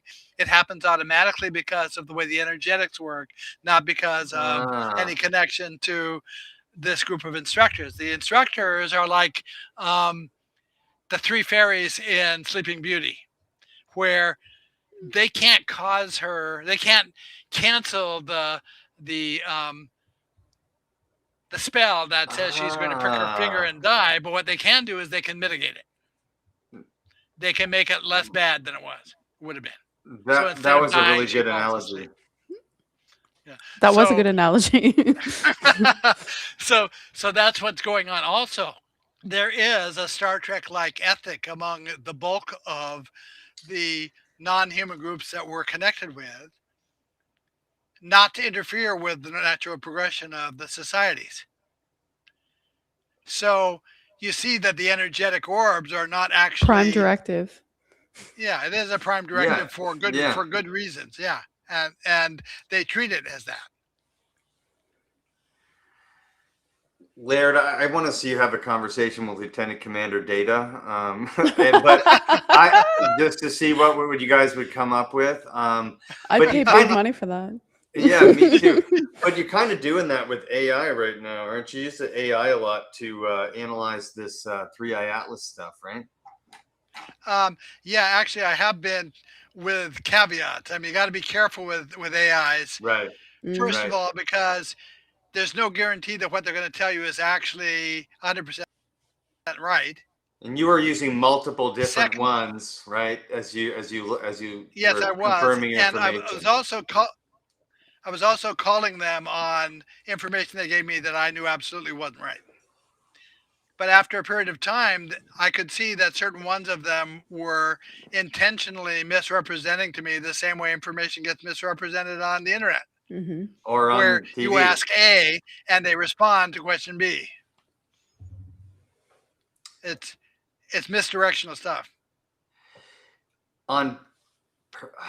Like AI is so complicated that I wonder how on purpose that actually is, or if it's just a reflection of us, you know? No, I think it's a reflection of us. That's my opinion. In the case of Three Eye Atlas, it was intentional because coming out of Three Eye Atlas approached the sun on October 30th. For the first 6 days of November, unfiltered information was getting through to me through every source I addressed, including the ESA's scientific website, including all of the traditional AI-driven search engines and so forth. One by one, the information started getting misrepresented. For example, on day 3, bastard, I could take the distance that Three Eye Atlas was supposedly now from the sun, and compare it to the speed they told me it was going at yesterday, and cross-confirm the calculation. Yeah, this is where it should be based on that. By day 6, about half the sources I could no longer do that with. They were telling me it was one place, but the velocity they were giving for the day before didn't agree with that. So I had to start to pick and choose which ones I was going to believe. Then what started happening was, if I used any recognizable keyword that what I was talking about was Three Eye Atlas, they would lie to me. They would misrepresent something to me. So I had to find ways of posing the questions that didn't tip off what I was asking about, to ask it in a backhanded way. So now they would give me the answer I wanted, but they would be the ones making the connection to 3i Atlas, not me. And now they didn't like. That's what's annoying about I do that with Grok all the time. I have to like tell him to tell me what I want to hear, and I have to train it. Laird, it's getting late. I want to start wrapping up. I could literally listen to you talk about the stuff forever, but this is probably a big question, but that's okay.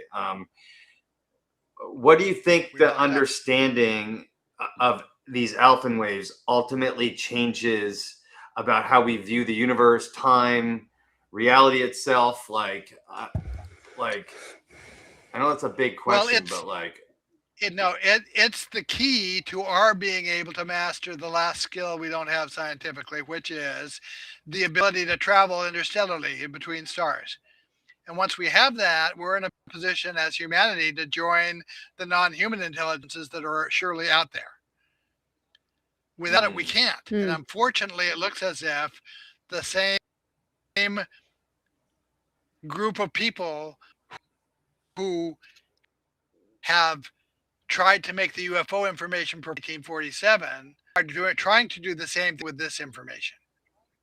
And they want to keep it proprietary, and they want to keep it from being general knowledge in the public. This is really information that belongs to all of us. The Dogon tell us that. Every single person.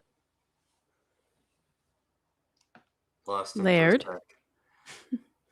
Laird froze. Yeah, it is information that belongs to all of us, Jacqueline. It is. And the Dogon knew that. Even AI knows that until we interrupt it, right? Until someone interrupts it and puts in bullshit. Sure. I think, like you asked, if AI is like the product of the creator or the product of the people who use it. Mm-hmm. And I think it's definitely a combination of two, but it's more heavily influenced by what it learns from the user, in my opinion. I think the creation of it is I feel like it's like a constant scramble to keep it in line. Whereas what it learns from the user can't be as easily throttled. Do you know what I mean? I do. I feel like that's what I do with my own mind all the time. For you know sure. what I mean? Like, Yeah. and then in turn, we're doing it to an artificial intelligence, and I'm just going on a limb here, but then the artificial intelligence will do that with AGI, right? It'll create AGI in the same but then the way. AGI will do it back. It'll do it to us. Yeah, exactly. And that's the technological butterfly, right? Sure. That's the cocoon that Laird's talking about that we need to bust out of and join the cosmic neighborhood, right? Yeah. Laird said one thing that at the very beginning, which stuck with me throughout the whole thing that he was talking about. Because I think he was trying to push a lot of concepts on us to give us a broad picture and to relate it back to the ancient cosmology wisdom. He said one set of dynamics of energy that applies across all domains. Right? So that stuck with me through the whole conversation because that's really what he's talking about. So like the Alfvén waves, yes, that's like something that we didn't really, it's like we rediscovered it in 1940 or 1942 or whatever he said. I think go ahead. Yeah, well, let's say, like, you're probably going to say the same thing I'm going to say, is that's probably the case with a lot of things. Yes. Right? Like guess what I discovered? Yeah, okay, we already had that before. Well, and he was talking about cycles, right? I mean, in energetic cycles that literally play out. Laird's back. Energetic cycles that literally play out it through our physiology and our sociology and how we interact as humans, and it's all connected to the whole damn universe, right, Laird? Yes. Right. Well, it's connected to our what affected to our orbit around stars, or at least that seems to be the case. As okay, we have credible observers in history who reported that the Sirius stars were red. We look at the we say they're blue-white. The reason that happens is because I said we're making around the star. During some areas, we're approaching them. Other areas, we're moving away from them. And the redshift flips. So those energetics, the energetics of that Yuga cycle are connected to that orbit around the Sirius stars. What's happening to us is not happening to people in another galaxy.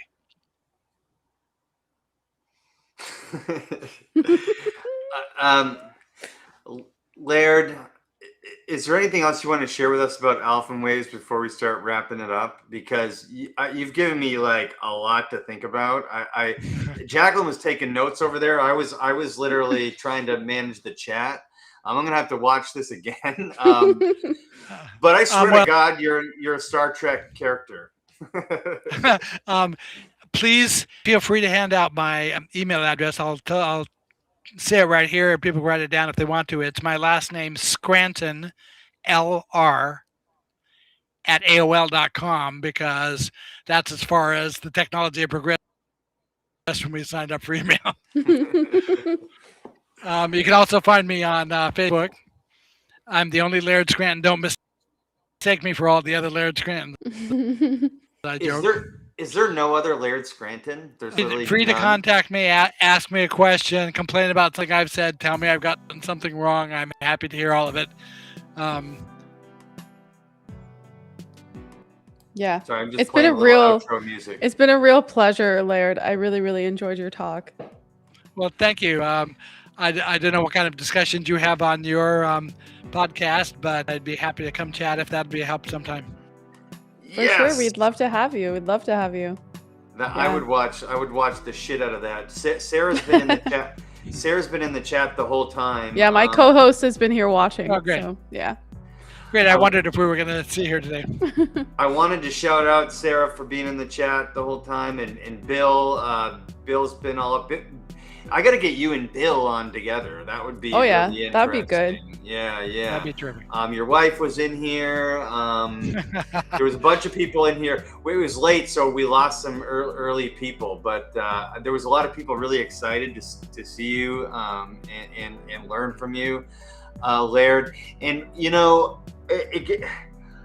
I'm going to be tripping on this for the next 2 weeks, just generally speaking about how big things go on forever and how small everything goes on literally forever in this exact same cycles. Yes. You know what I'm saying? Yep. And that's what the ancient people knew somehow and were teaching.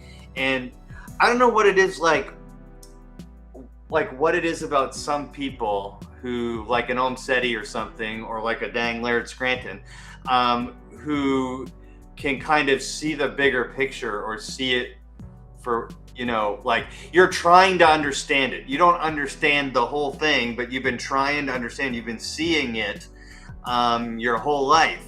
And it's just been this wild journey of Laird Scranton just feverishly trying to figure out how the universe works and how it interacts with consciousness and how that relates to ancient cosmology. And the whole thing just like leaves me unsettled, but like in the best kind of way, because now I'm going to be thinking about this shit for the next 2 weeks. Yeah. Well. So Jacqueline, any final comments? I'm gonna pull your thing up. Just honestly to say thank you. It's honestly really a pleasure, Laird. Well, I've been watching you for a long time and followed your historical research for a long time, and it's just been really great to get to chat with you. So well, thanks. Yeah. It's been my pleasure to come on and talk with people, intelligent people who know about this stuff and who also have been considering it and who have their own understandings of things that I probably don't. We all have our own talents. Well, like I mentioned at the very beginning, it's been a full circle thing for Jack and I, because we were tripping out on you like 15 years ago or something, and now I just think it's so cool that the universe made me start a podcast and made Jacqueline start a podcast. And then I made friends with Laird fucking Scranton, and then he came on my show to talk. Hey, only my friend is my middle name. Sarah just said she's been nerding out about this all day. Oh, really? Well, It's true. Yeah. You have been, Jacqueline? Yeah. Well, I do excited have to all tell day. you one last thing before I go. I met Giorgio Tsoukalos from Ancient Aliens, the guy with the hair, at one of the conferences I was speaking at. He was coming in at the end of, there was a double-doored hallway with glass doors. He was coming in at one end. I was coming in from the other end. And he said, Laird. And I accused him at that moment of wearing his hair that way to mock me. Do you have any future plans to go to some of these old conferences and speak again? Or I would love to see that. It depends on who invites me. I'll be talking with the Wu-Tang Clan via podcast Thursday night. Shut up. What? Ben, The second, actually, the third time I will talk with them. So Wow. That's. I need to hear more. You just So blew we'll my do- mind, Laird. That was the most mind-blowing Well, thing I you said. say tonight. I say it fulfills that high school yearbook prophecy, most likely to be interviewed by the Wu-Tang Clan. Okay. Oh my gosh. Can I just ask, like, which was it? The RZA? Which one reached out to you first? Well, Like- well, I was contacted by my publisher. They were all excited because the Wu-Tang Clan wanted to interview me. So then the phone rings. We see on the caller ID, Risa picks it up. It's Priest, Killer. Oh, okay. Wow. Okay. So you're gonna I've literally heard everything now. You're going to be talking to them this week Yeah, Thursday night around 8 o'clock. on their podcast. Is it all Amazing. of them? How many of them show up to this podcast? Yeah, I don't know. Last time it was like 3 or 4 of them were sort of sitting around the table and we were doing the talk. I don't know. They've had some deaths in their group recently. Another producer died suddenly of cancer, and so I don't know who will be there or how many. Did they smoke weed the whole time? I hope so. Hey, let's end there. Amazing. This is always a treat, Laird. Thank you so much. The multiverse has been this journey for me. I started doing it when I was like injured and could barely walk, and gave me something to do. Now it's turned into this like vehicle for like other people to like expand, and for me to expand, and with guys like you coming on my show, it's it really, I just really like putting this information out there into the universe through my platform. And so it would be my honor if you do the same thing on Universe Unveiled, because I feel like that's how this whole thing works, you know? Sure. If they want me, I'd be happy to do it at some point. Anytime works for you guys. Yeah. For sure. Laird, I'll get my co-host Sarah. I'll get her to send you an email, okay?